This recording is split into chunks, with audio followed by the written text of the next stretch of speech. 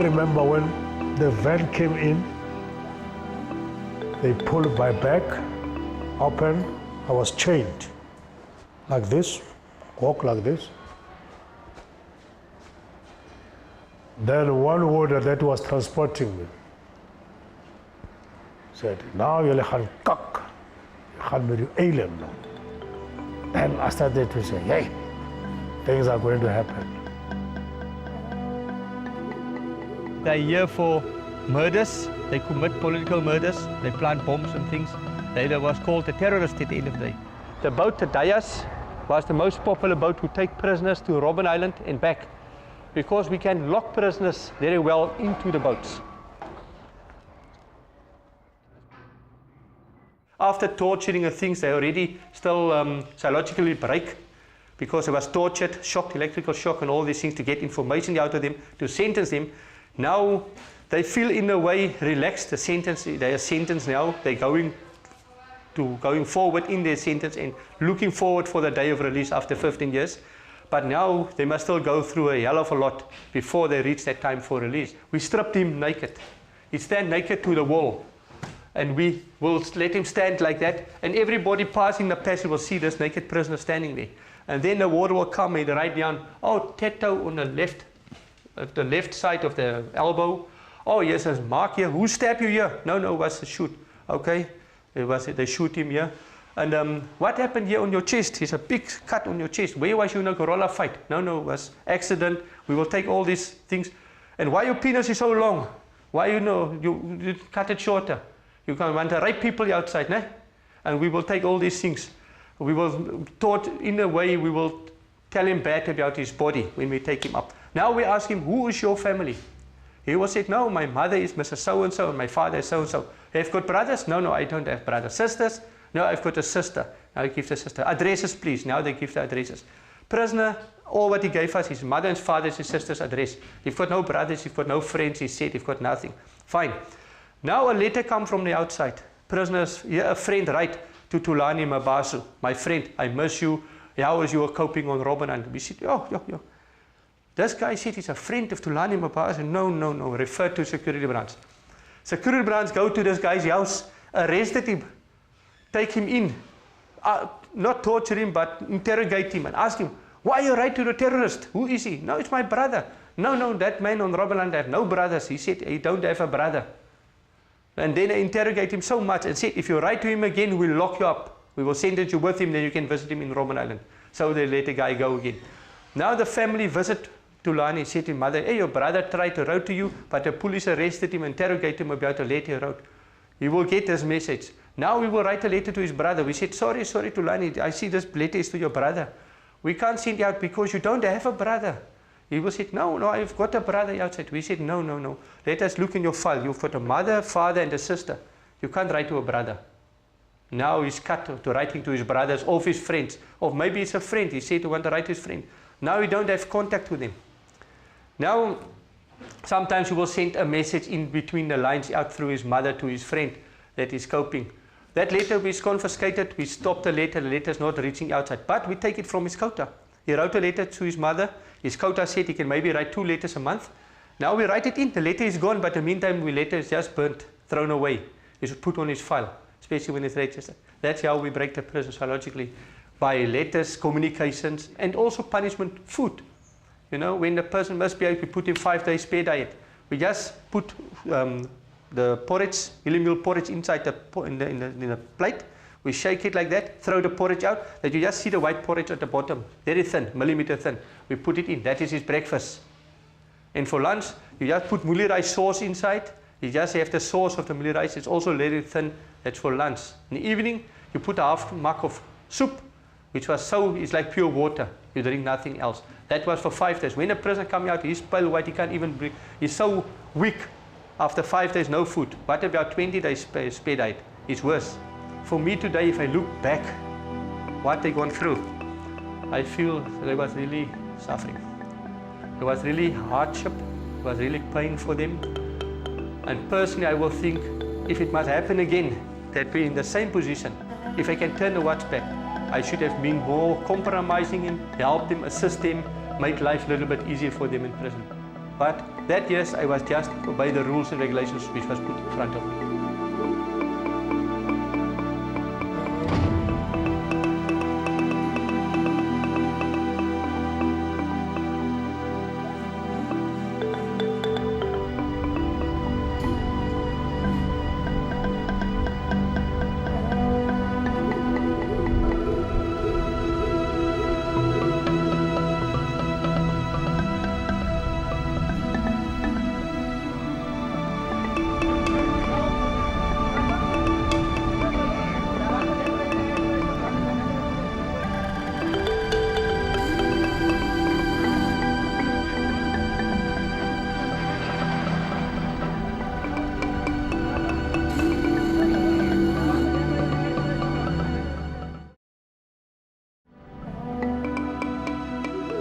You see this building, when you look at it, you can just see this. There is a monster somewhere there. There is a tension, there is this cloud that you don't know. What kind of a cloud? Well, how can you describe it? People do it constantly say, it's good for you to go there. It's good for you to talk about it. It's good for you, it's helping you. But I don't know how long it's going to help me. I was with another professor, he said, he was involved in the Second World War, in the Vietnam War, in the Vietnam War. He said, according to him, after 15 years, this thing is going to come back to me. And sometimes I do feel that way. Sometimes I do feel that. And I didn't want to come today. I must do something, as I told you. And this morning, my wife, she asked me, are you still going there? I said, yes, I need to finish up with my program because I'm a disciplined soldier. Whenever I've been given a task, I always want to finish my task. But you must know, it works me sometimes. If you see those blocks piling up here, that's a recovered now out of the sea for the tourists to see it as an exhibition. But this block was made by prisoners, hard labor. And in this site, in this area, was they making the blocks. Toilet facilities was there for them, but they made the blocks here, and all these blocks was lifted by a small crane tractor and put on a harbour wall, on the outside of the harbour wall. And that was very hard work for them. A lot of them, if you see a prisoner standing with a spade, you show him less. That means he must be bent, he must never stand up during the day. He must be constantly busy making blocks. It means he can't stand up straight and tonight when the spans go back, you see the prisoners also start walking like this. Only tomorrow they walk straight back to the site. If you make this limestone with the seashells, it's a white product. During hot summer days, the prisoners don't have glasses. They must mix this limestone blocks of concrete, I put it that way, to mix it with cement and things, and that's also white, the dust, and can also affect the eyes.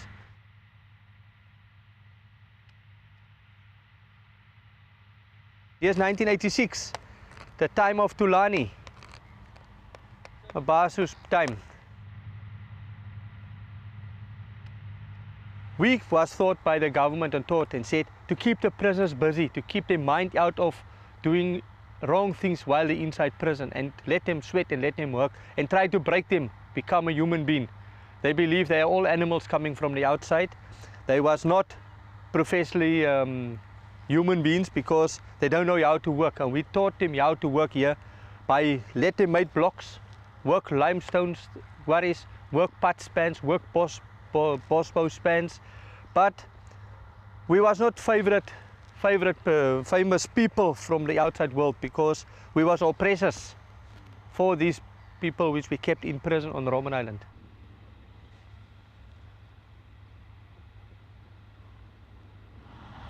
You know, this was also very emotional for me, the telling about these blocks.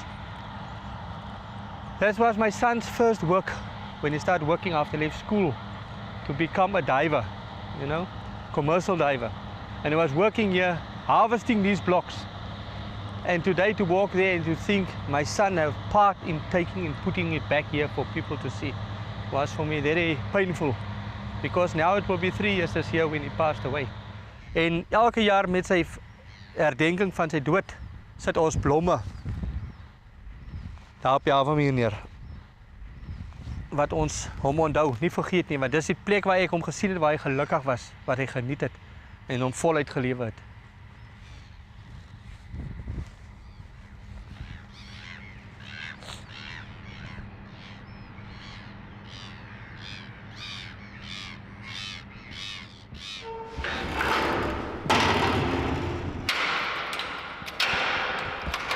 Gibela phezu kwendlu batshela umama uyajabula. Gibela phezu kwendlu batshela umama uyajabula masebula lama.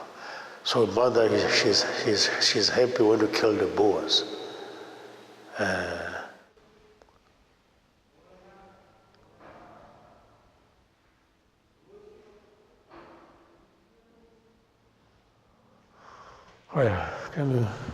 You are here, the system is on you.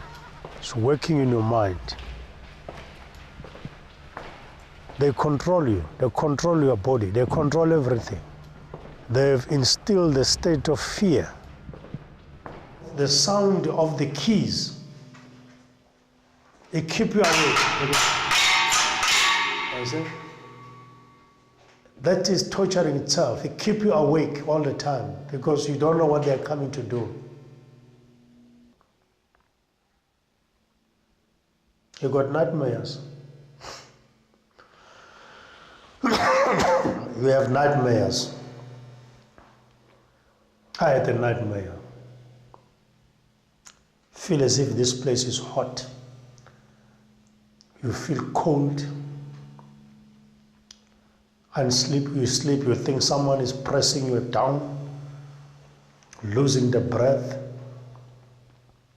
So we had all those feelings.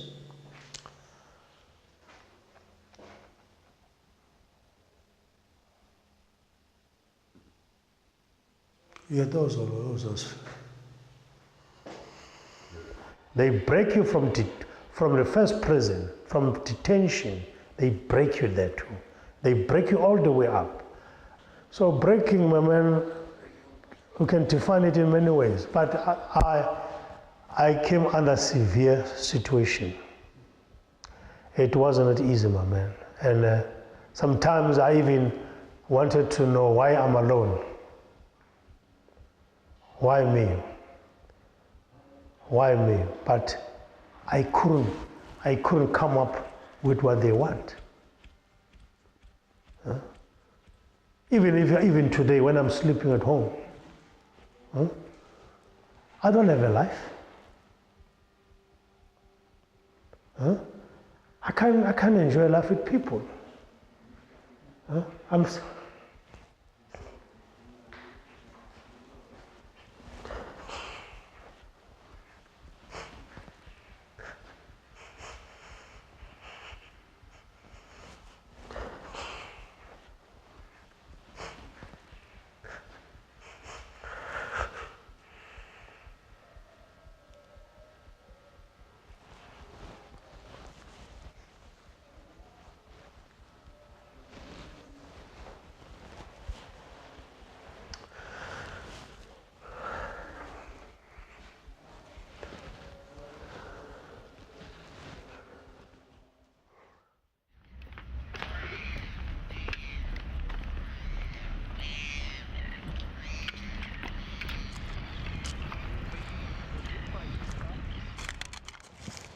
Oh, let us sit, Tulani, have a seat.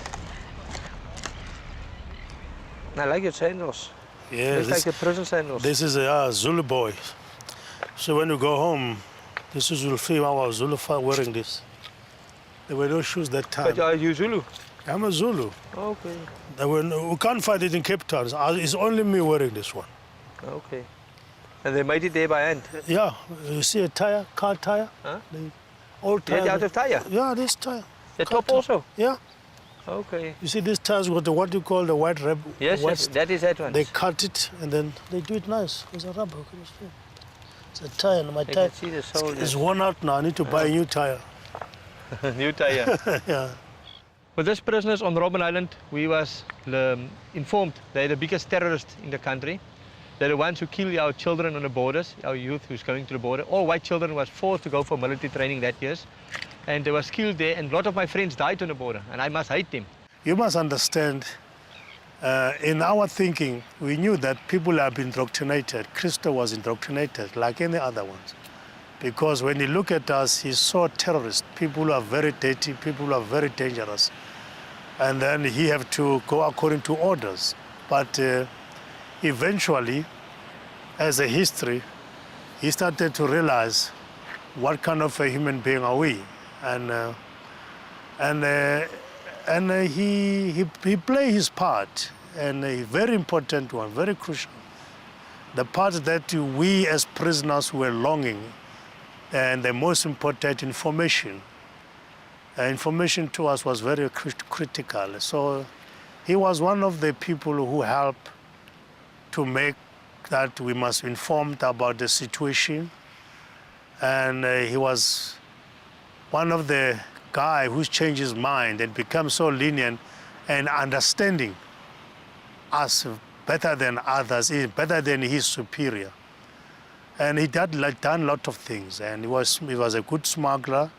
He helped to smuggle things for us, and he gave us credible informations.